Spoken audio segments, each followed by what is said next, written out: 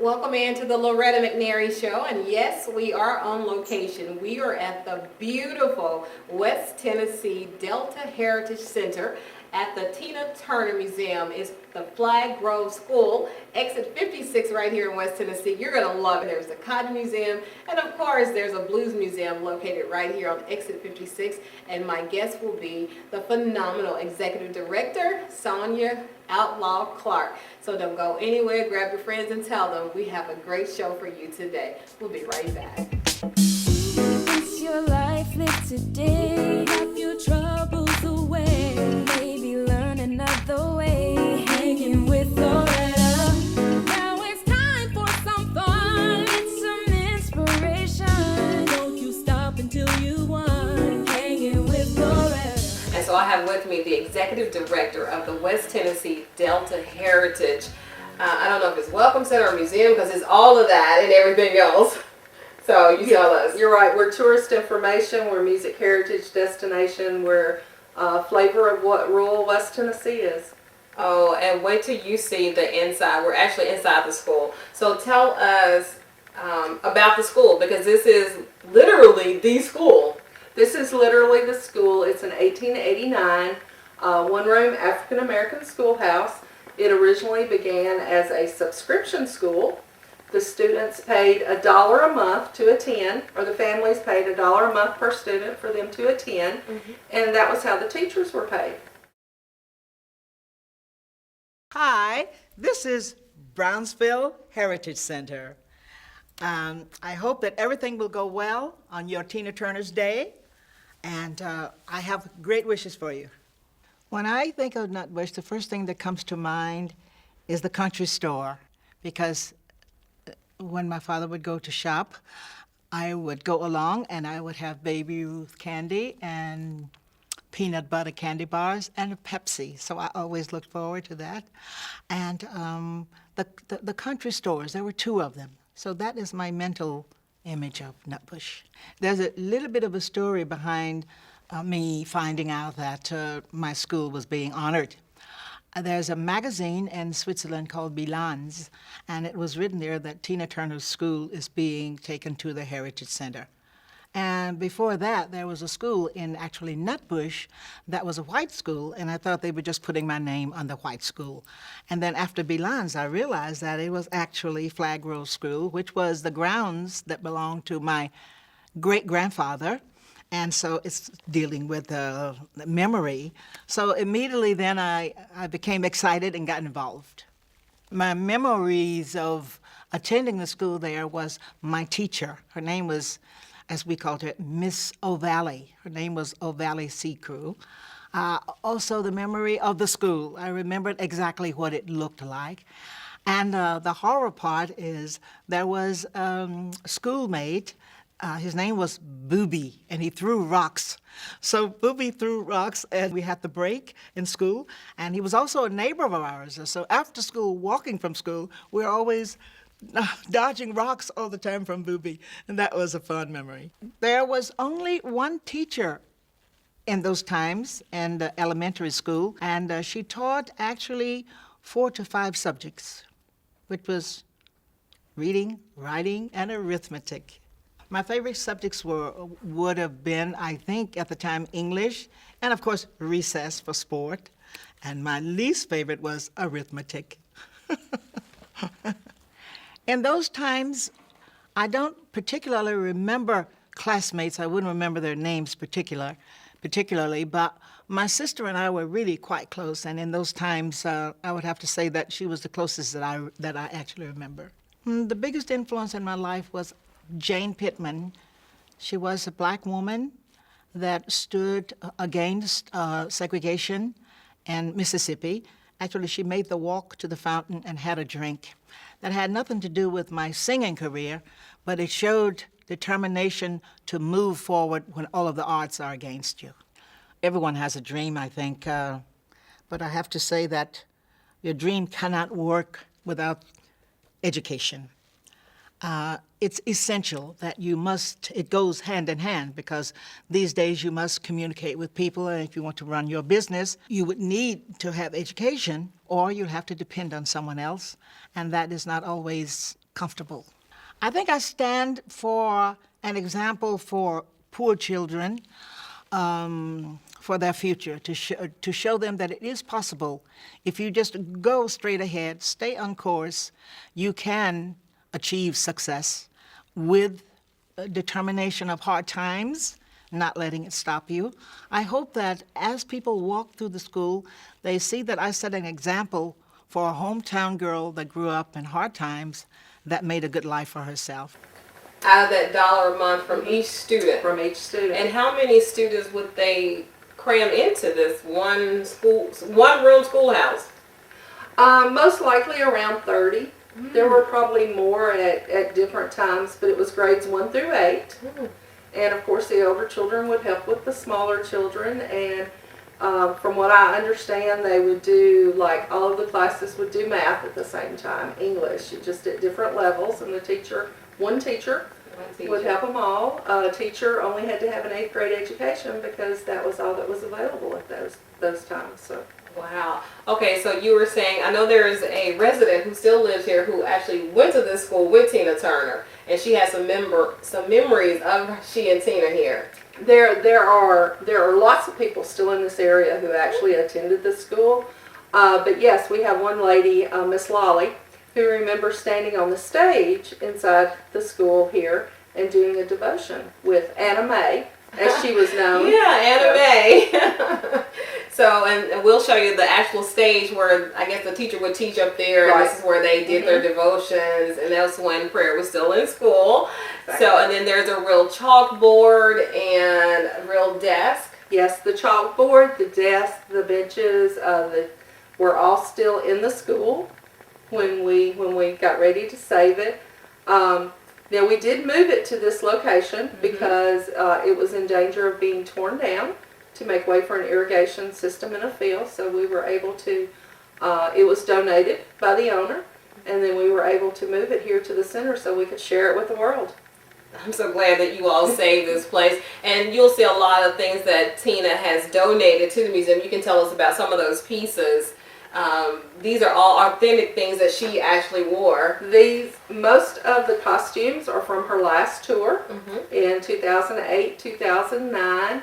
And we actually have a video that we play in here of one of her last concerts, and you'll see her performing, and you'll see her in the outfit, and then you'll just look over and there will be the actual outfit.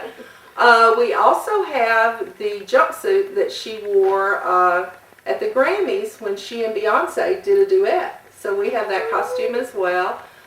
We have the costume that she wore on stage when she performed We Don't Need Another Hero from the Mad Max films. So we have that costume. We have a lot of gold records, other memorabilia, pictures and stuff from her career, tour programs, just lots of some stuff. Everything. What about this old stove here? Is that a replica of what they had? That's a replica. Okay. Yes. They would have heated. For heating, did they cook on it too? They would have just heated Okay. in the school. Yes. And of course, it would have been some of the older students' responsibility to start the fire, to bring the wood in. I understand that they heated with coal some, so it would have been the older students' responsibility to keep the fire going in the winter. Okay, so when you all had the dedication, Tina, because she doesn't live in the States now. She lives in Switzerland now. Okay, so and her birthday is November 26th, so we're really close to her birthday. And I know there's a celebration here. There is. We have cake. On the weekend closest to November the 26th, we serve birthday cake to our visitors. Oh wow, that's so awesome. And I love how I told her I didn't use my GPS to get here. I knew it was exit 56 and it's behind the McDonald's, so it's really easy to get here once you know that. So we're going to show you a whole lot more to the West Tennessee Delta Heritage. But we wanted you to see Tina Turner's museum here, and it's been here since 2012. We moved it. We opened it in 2014. All right, we'll show you what we talked about in just a moment, so don't go anywhere. It's your life, live today, have your troubles away, maybe learn another way.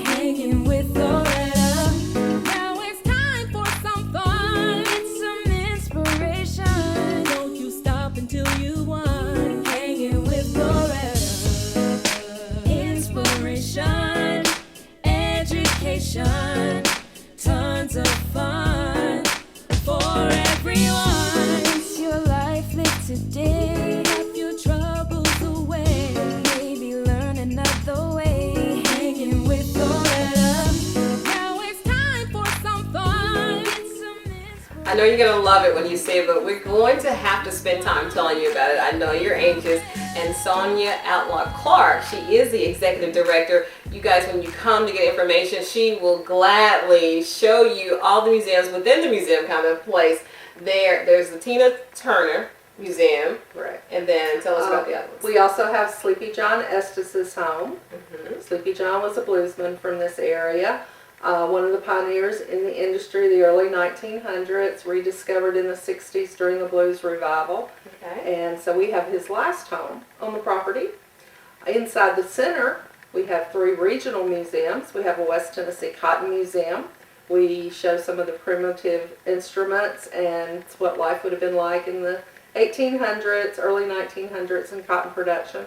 Mm-hmm. We have a West Tennessee Music Museum that shows some of our great musicians from this area. Of course, we have lots of them. We can't show all of them, but we try to give you a taste of some of the different genres. Yes, in this and area. I don't know which one I like the best. I mean, I'm so fascinated with all of them. I have to come back and spend more time, but for the sake of the show, we got to kind of cram a lot of information in there, but you're more than welcome to come to Exit 56 in Tennessee anytime to come check all of this out. And we'll give you the website and the phone number to call too. You'll see it on the little ticker screen as we are showing the show. So I interrupted you because you told us about the Cotton Museum, the Blues Museum, and and we have the Hatchie River Museum. mm-hmm. And the Hatchie River is really important to this area because of the unique ecosystem and the fact that it is a wild river. And when I say wild, it's never been channelized or dredged. It meanders in its floodplain, and the Nature Conservancy has actually named it one of the top 75 places in the world to save. In the world, not just in this area, Not just in this area, in the entire world. one of 75 places in the world to save right here in Tennessee. Right. And it's called the Hatchie River. River. And I love Uncle Luther. Uncle Luther is in there. He's a real life kind of, I don't know how they put him together, but he looks very, very real, and he talks, and you'll get to see him. He's talking about life on the Hatchie River, and you'll see catfish from there. You'll see so much stuff that you'll be like, I cannot believe all this right there in Tennessee. Yes, it's here. I told you we're a great state. We're a great state. So, but let's finish here talking about the Flag Grove School where Tina Turner Museum is located. Let's tell them a little more about what they will see, and we'll show you. I promise you, you will see it. You will not just hear about it. You will see what we're seeing, actually. And I'm still loving these benches, and I don't know, these are actual benches from... These are actual desks and benches from the school. Wow. Yeah. And the school became part of the county school system. We're not sure exactly what year because a lot of the records were burnt from back in those days. But it was a school until 1967. Really? Yes, they still held classes until 1967. So it was founded in 1889.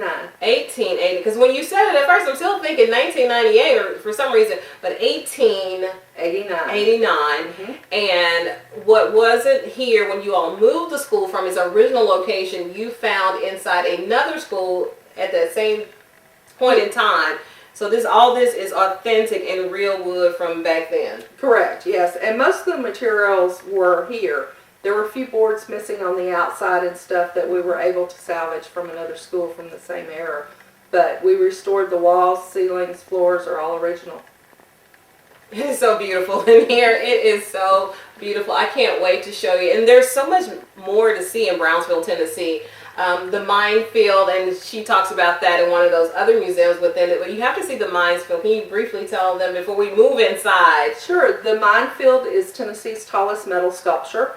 It's a work in progress by a local artist, Billy Tripp, and will be continued until his death. And he will be buried on site.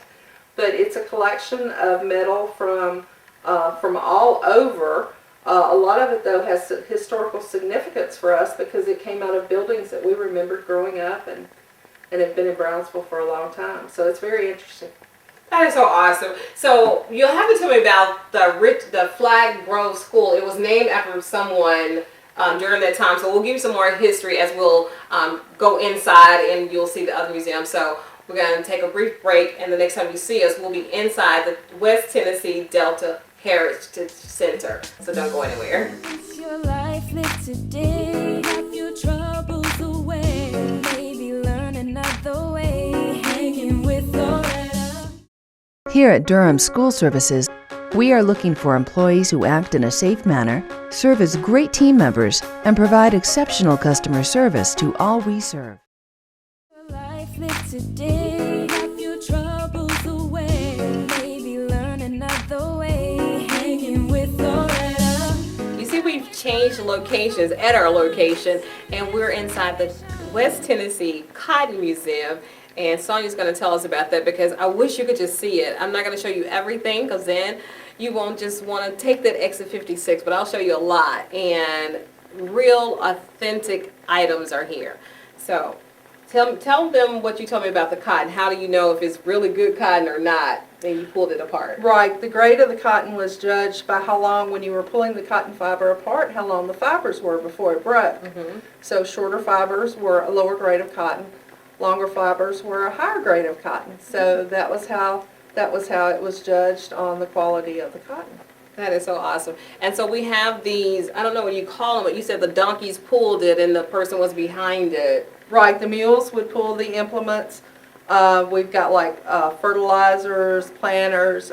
We have, of course, the shovels and the plows, the scrapers, all of the primitive instruments that would have been needed to farm the field. Okay, and I'm so glad when we first came in here and I asked her about this, I thought it was a thermometer. It was actually, and I'll tell you, I was embarrassed when she told me, no, that's how they measure it. It's kind of like It's a scale. An updated one, because we'll show you the old one you've probably seen in the movies and everything, and the scale that was made by man, I guess, handmade scale that weighed the cotton for everybody, and then tell them about how it was packaged.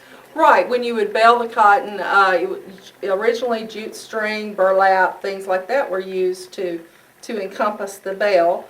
The more modern bales are wrapped in plastic.